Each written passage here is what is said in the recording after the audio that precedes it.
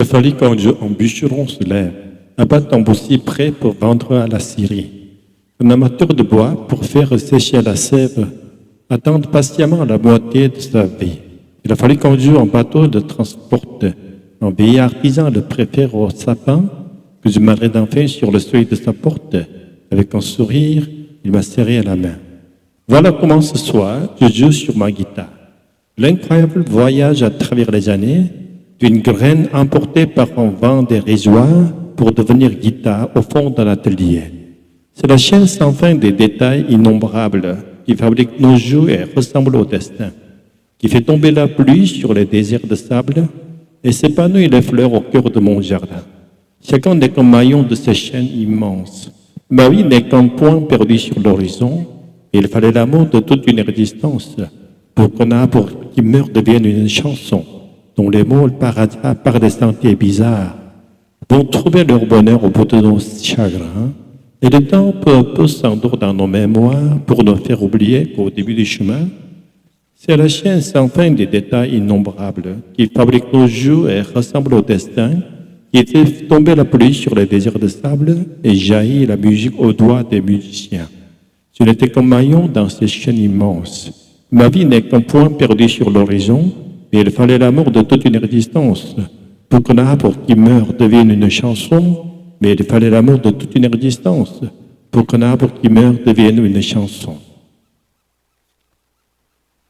Le bûcheron Ivzité est en effet une chanson profondément méditative, empreinte de gratitude, d'humilité et de conscience du lien invisible entre toutes choses. Voici une expression détaillée à la fois poétique et philosophique, strophe par strophe. Il a fallu qu'un jour un bûcheron se lève, abattre un boussi prêt pour vendre à la scierie, un amateur de bois pour faire sécher la sève, attend patiemment la moitié de sa vie.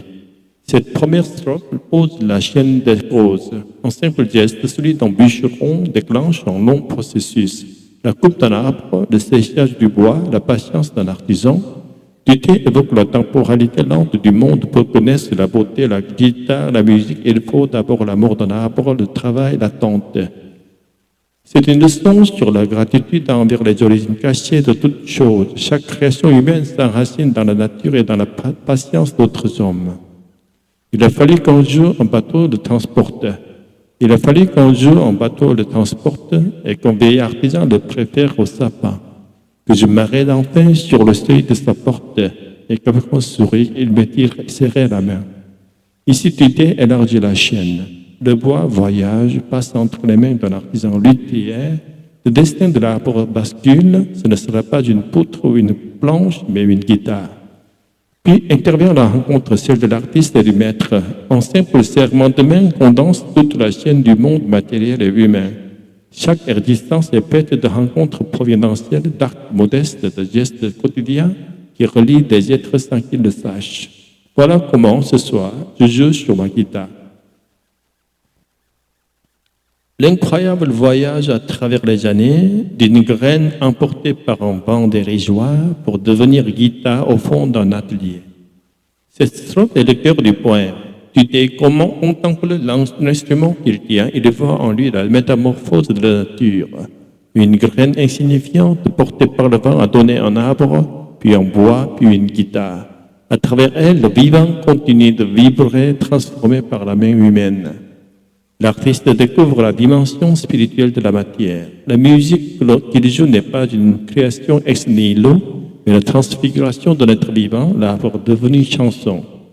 C'est la chaîne sans fin des détails innombrables qui fabrique nos jours et ressemble au destin qui fait tomber la pluie sur les déserts de sable et s'épanouit les fleurs au cœur de mon jardin. Cette strophe introduit la philosophie de la chanson. La vie est une chaîne sans fin de causes et d'effets, un tissage invisible chaque événement, si petit soit-il, à sa place. Le destin n'est pas une fatalité extérieure, mais la cohérence mystérieuse du réel, qui exprime une forme de panthéisme poétique. Dieu où le destin agit dans le détail, dans le minuscule, dans le quotidien, rien n'est inutile, tout contribue à la beauté du monde. Chacun n'est qu'un maillon de cette chaîne immense. Et ma vie n'est qu'un point perdu sur l'horizon, mais il fallait l'amour de toute une existence pour qu'un arbre qui meurt devienne une chanson.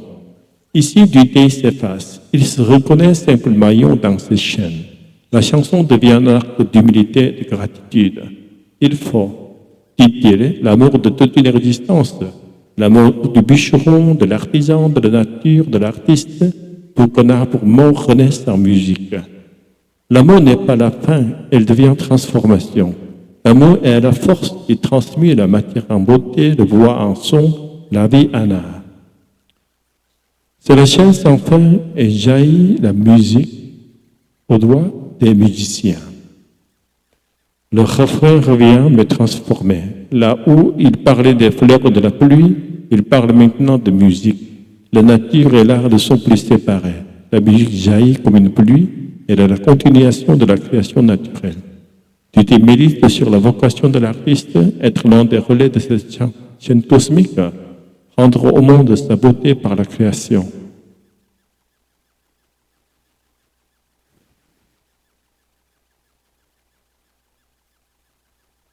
Qui en existe isolément, l'arbre, le bûcheron, l'artisan, le musicien forment un tout. Transfiguration, la matière devient musique, mort et vie se rejoignent dans la beauté. Humilité, l'artiste n'est pas un créateur absolu, mais un maillon dans une longue chaîne d'amour et de travail. Spiritualité du concret, la nature, le travail manuel, le temps et la musique participent d'une même œuvre divine. Gratitude. Remercier la vie pour tout ce qui a rendu possible ce simple moment de musique. Le bûcheron est une métaphore de la création au sens le plus profond. Créer, c'est collaborer à la transformation du monde. C'est rendre grâce à la matière et aux hommes qui nous ont précédés. L'arbre meurt, mais sa mort devient musique vivante. C'est une parabole de la résurrection dans la beauté, une idée à la fois poétique, humaine et spirituelle.